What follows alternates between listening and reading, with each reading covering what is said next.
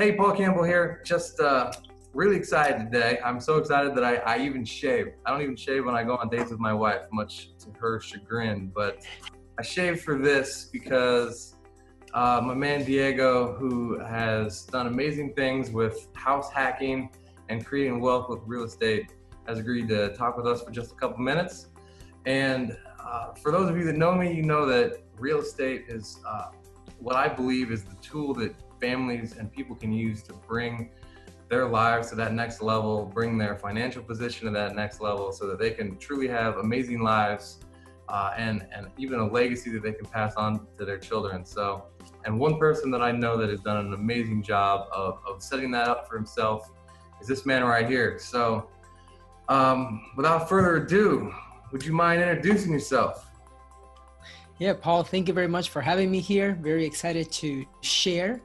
And yeah, so I'm 27 years old. I'm going to be turning 28 next month. Man, I live in I live in Austin, Texas, where I am a realtor. And I also, right now, at the age of 27, I own 9 properties, 2 in Austin, 6 in Florida, and I just bought one in Tennessee to do Airbnb just a couple of weeks ago. Brand new into that, but yeah. That's awesome, man. Yeah. So I know a little bit about your story. And to be honest, before I met you, I had no idea what this Dreamer program was. I had no idea. And I talked to a lot of people here in my market because our market prices are getting weird. They always say, there's no way I can get started. There's no way I can get started. But you know, you came from basically a similar position.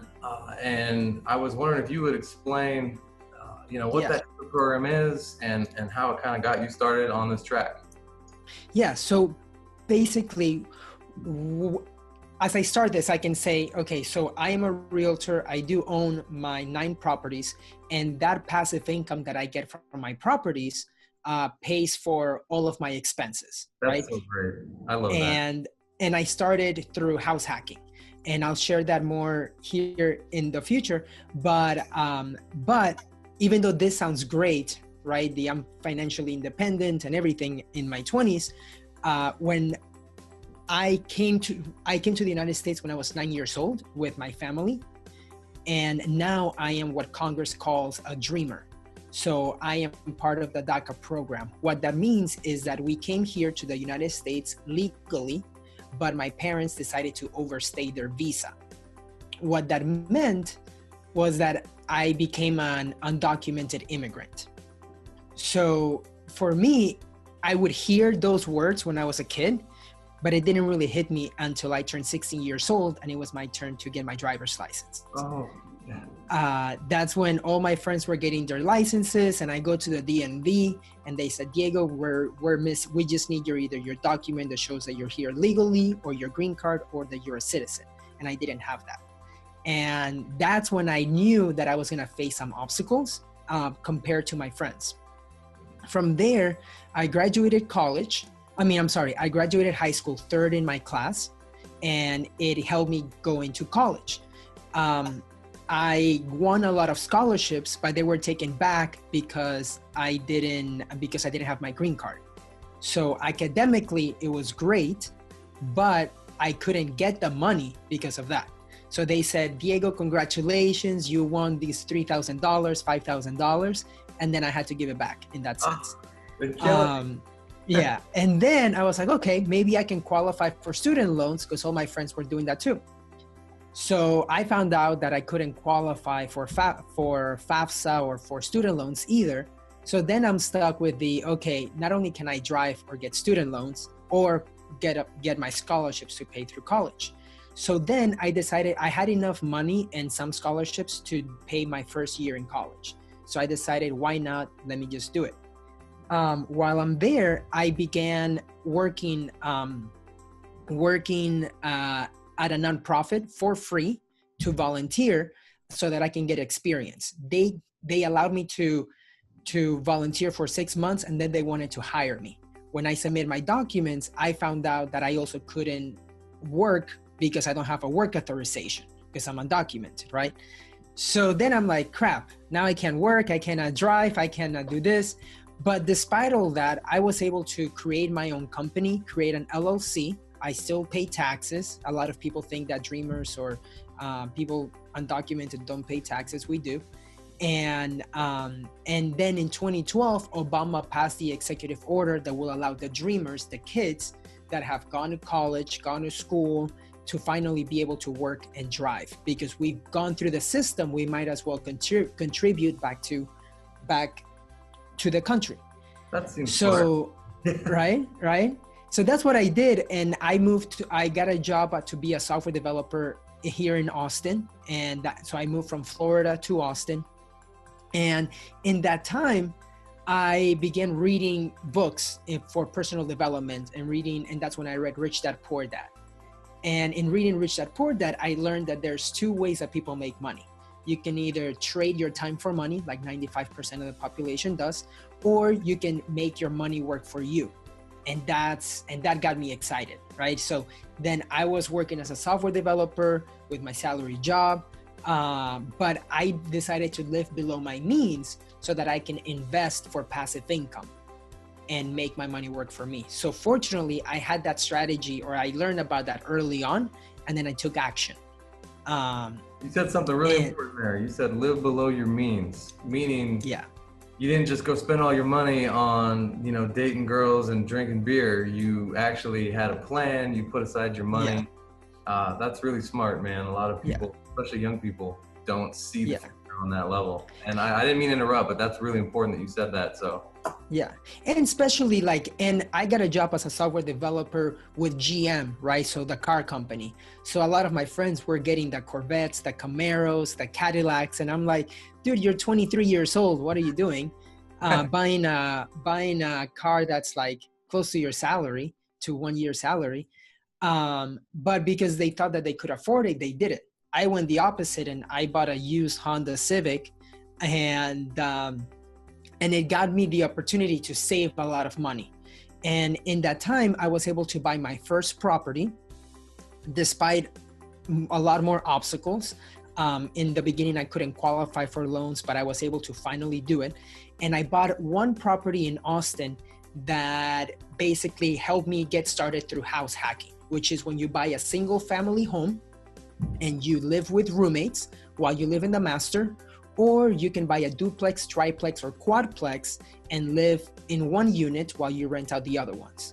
The idea... Important definition right there. So basically what you're doing is you're using real estate to, you're using rental income, to subsidize your costs for buying that house, subsidize or in some cases even replace it, right? Exactly. Okay. So you use the income that you're getting from your roommates or your tenants to basically live for free. So since I've been 24 years old, I haven't had a mortgage payment from my pocket. And for my first house, the rent payment also covered my car payment. So because I didn't have student loans, it was a blessing in disguise, right? But my only debt was my mortgage and my car payment. But my mortgage became good debt in that sense because it was getting paid by other people. Mm-hmm. And I was living for free. And that allowed me to continue building my portfolio because I was saving all the income that I was doing as a software developer. Now, the best part about house hacking is that because you're going to live in the property, you can qualify for an owner-occupant loan. So you're looking at buying a home with an FHA loan, like 3.5% down or 5% down. That's a big one. Yeah, or even 0% down. And like if you can get a VA loan and live with roommates, man, like that is great because not only can you qualify, like go buy a home with zero money down, because a lot of people think that you still need 20% down to put down on a house. So for people to think, oh, I need 40,000, 60,000, where I bought my first property with literally $7,000, it makes it a lot more achievable. And that's why I like teaching and talking about house hacking, is because it's a great opportunity to get started no matter how old you are, no matter what age, because you do not need that much money.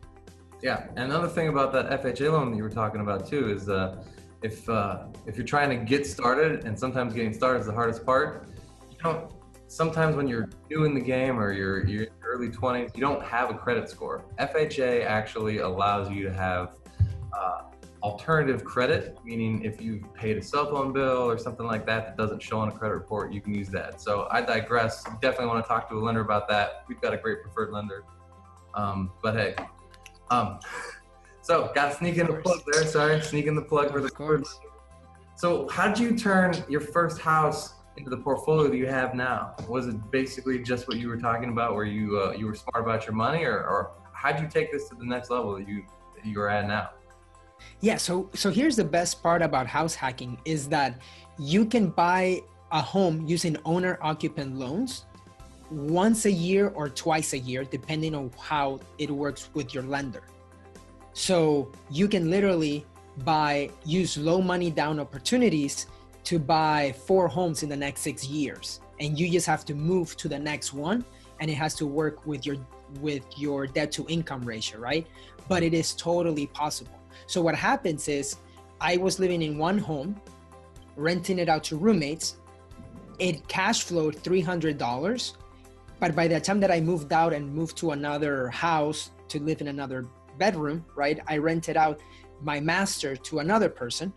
And that made me $1,000 for that house a month. Wow. So, and then I was living for free in the other house, right? So now I'm living for free still, and I have $1,000 coming in passively. That's beautiful. While that was going on, I had a few other friends that wanted to invest with me, and then my dad also wanted to buy a property, so I went 50-50 with him. So because I had the cash of living below my means, right? Because I had cash available, different opportunities began to pop up, and I continued to house hack. So my expenses were very low, but in between that time, I also became a realtor. So then now I'm not only just making money from software, but I'm also doing it part-time and making extra money. So I was able to save all of that and continue buying properties. Oh yeah, that's beautiful. That's great. So what would the one piece of advice be that you would give to somebody that's just trying to get started? They just want to own some property, build some wealth for their family. How would you advise them to get started if they're looking at all these prices and they're like, I don't even know where to begin?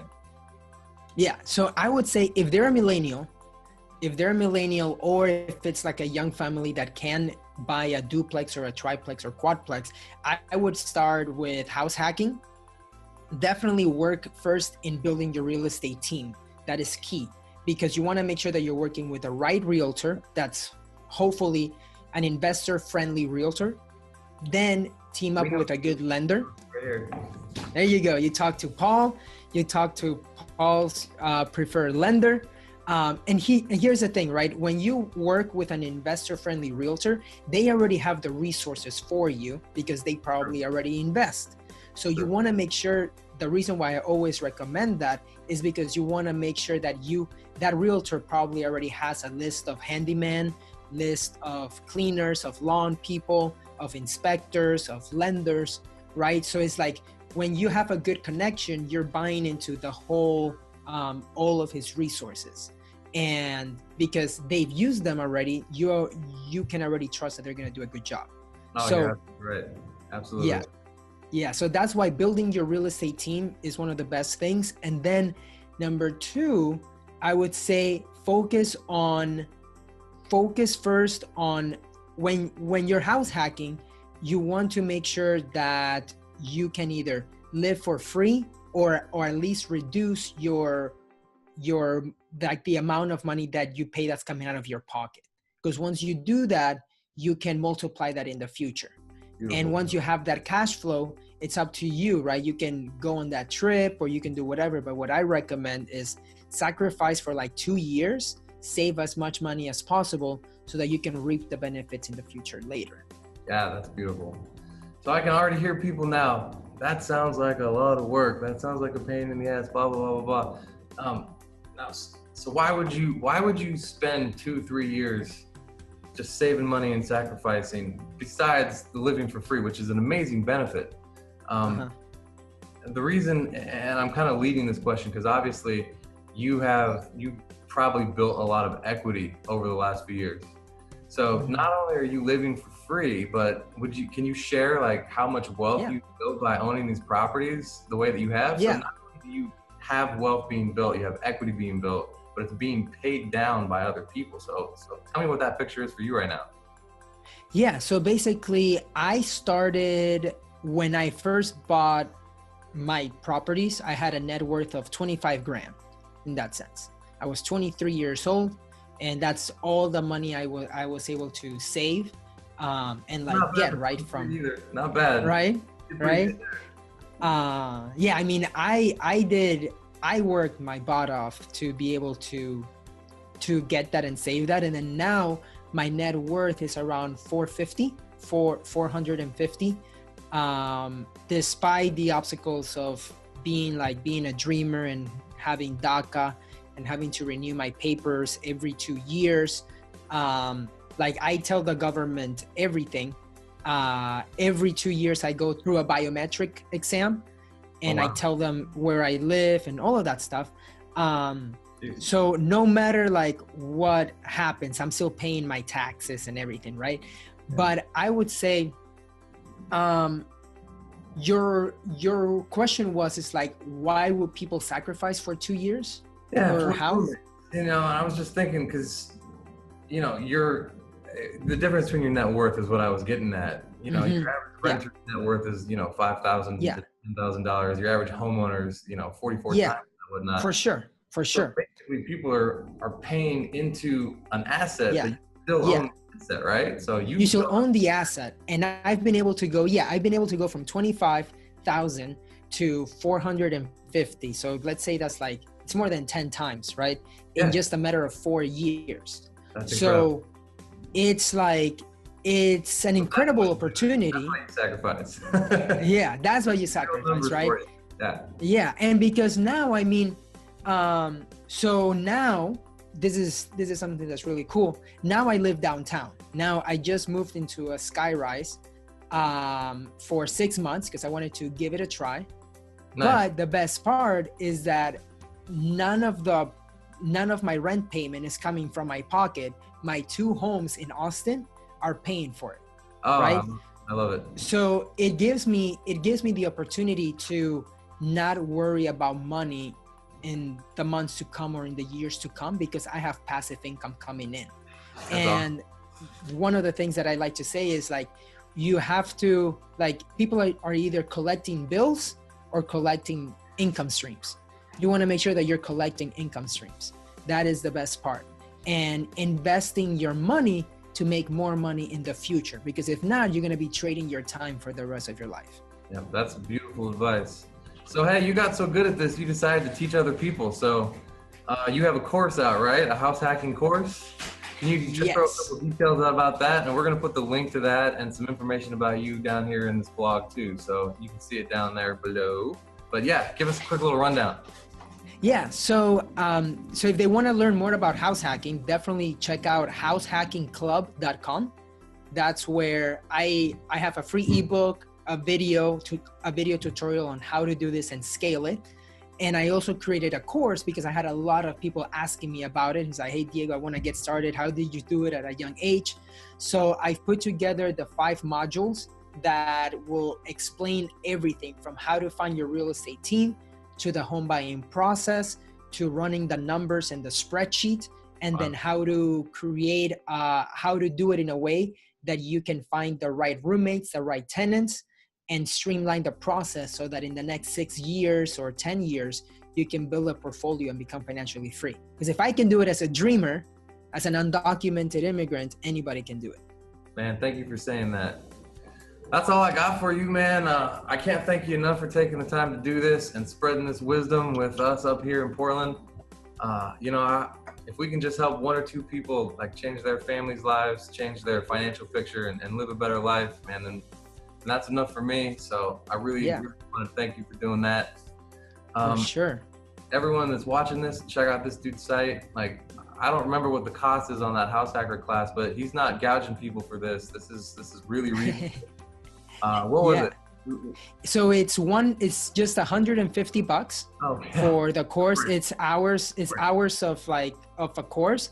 And then it also includes a call with me one-on-one so that I can hear what your situation is and how I can help you plan for the future, whether it is just by starting saving your down payment or how to buy your first house hack in a sense, even if you already have other properties. Dude, that's incredible. $150. And I don't mean to sound cheesy, but I mean, we're in real estate where we go to conferences where people are trying to sell us, coaching and books to make $1 million in real estate. And they're charging thousands and thousands of dollars for this stuff. So you're $150, man. That's almost a gift. So yeah, that's until September. After September, it's going to go to 300. Gotcha. All right. Well, get in on that. Get in on that now. All right. Well, thanks again, man. That was actually a lot of fun for me. It's been my pleasure to get to know you, and your story is definitely an inspiration to me. Man, I wish I was just this much closer to being as smart as you were in your 20s. My wife would probably like me a whole lot more. That's funny. Joking. Don't get mad at me, woman. Anyway, thank you again. I really appreciate you. And, looking forward to next time. Pleasure to be here. Thank you very much, Paul. All right, man. We'll talk soon.